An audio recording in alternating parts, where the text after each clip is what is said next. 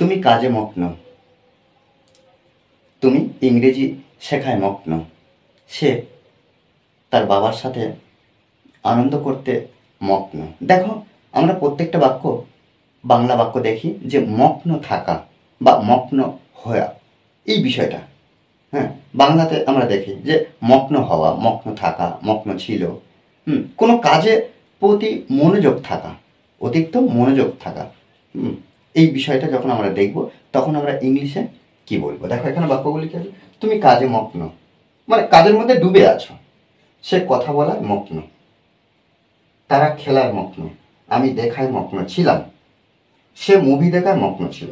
দেখো এই যে মগ্ন থাকা বা ছিল বা মগ্ন, এই বিষয়টা যখন এই যে মগ্ন এটা দেখব তখন আমরা কি করব না ইংলিশে লিখব এনগ্রোসড ইন।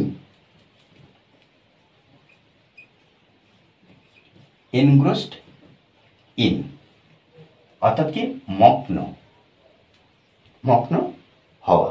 ওকে, দেখো তুমি কাজে মগ্ন। দেখো একটা বাক্য আমরা যদি গঠন করি তাহলে প্রত্যেকটা বাক্য একইভাবে আমরা ট্রান্সলেট করতে পারবো। জাস্ট একটা বাক্য বুঝে নিতে হবে। আমরা প্রত্যেকবারে বাক্যের যে সাবজেক্ট আমরা ব্যবহার করব সেই সাবজেক্ট অনুযায়ী আমরা হেল্পিং ভার্ব ব্যবহার করব। হেল্পিং ভার্ব মিনস এখানে সাহায্যকারী ক্রিয়া কি কি না অ্যামিজার ওয়াজার। প্রেজেন্ট ফর্ম হলে অ্যামিজারের মধ্যে যে কোনো একটা সাবজেক্ট অনুযায়ী, আর পাস্ট ফর্ম হলে ওয়াজ বা ওয়ারের মধ্যে যে কোনো একটা সাবজেক্ট অনুযায়ী। দেখো তুমি, তাহলে এখানে ইউ, তাহলে তুমি কাজে মগ্ন, তাহলে আমরা এখানে ইউ লিখেছি। ইউর পরে আমরা অ্যামিজারের মধ্যে কি বসাবো, আর বসাবো। ইউ আর, ইউ আর কি এনগ্রোসড ইন, এনগ্রোসড ইন, তুমি মগ্ন। এবার কিসে মগ্ন, কাজে, কাজে মগ্ন, অর্থাৎ যে ভার্বটা ব্যবহার করবো সেই ভার্বের সঙ্গে আইএনজি যুক্ত করব। তাহলে ইন ওয়াকিং, ইন ওয়াকিং, তাহলে you are engrossed in, you are engrossed in walking, তুমি কাজে মগ্ন। ওকে, আচ্ছা এরপরে যদি এই যে ভার্বের পরে আমরা যদি অন্য কিছু পাই বা অবজেক্ট বা আদার্স ওয়ার্ড যদি পাই আমরা শেষে বসিয়ে দেবো প্রত্যেকবারে। সে কথা বলায় মগ্ন, তাহলে আমরা এখানে ব্যবহার করতে পারি he is, he is, he is এনগ্রোসড,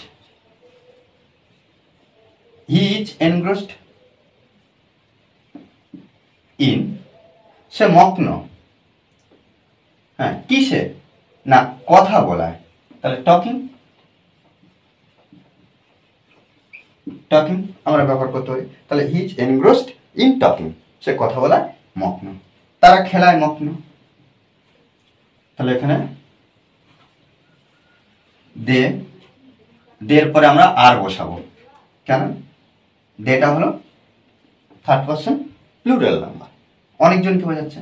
R your পরে আমরা তো আর বসাই, ইউটা হলো সেকেন্ড পারসন আর হি হলো থার্ড পারসন সিঙ্গুলার নাম্বার। তাহলে দে আর এনগ্রোসড, এনগ্রোসড ইন, কিসে না খেলা, এটাই ক্রিয়া বা ভার্ব। প্লেইং, ভার্বের সঙ্গে আইএনজি যুক্ত করছি, প্লেইং। আমি দেখায় মগ্ন, দেখায় কোনো কিছু দিকে তাকানো বা দেখা।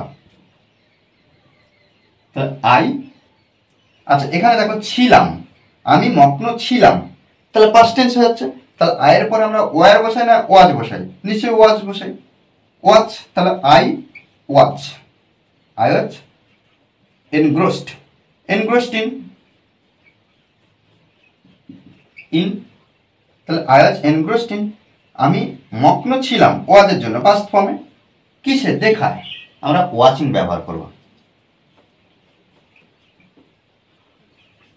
ওকে, সে মুভি দেখায় মগ্ন ছিল, তাহলে সে মুভি দেখায় মগ্ন ছিল, তাহলে এখানে ছিল, তাহলে হি ওয়াচ একইভাবে এনগ্রোসড ইন, এনগ্রোসড ইন কিসে মগ্ন ছিল? দেখায়। তাহলে আমরা এখানে ওয়াচিং ব্যবহার করব।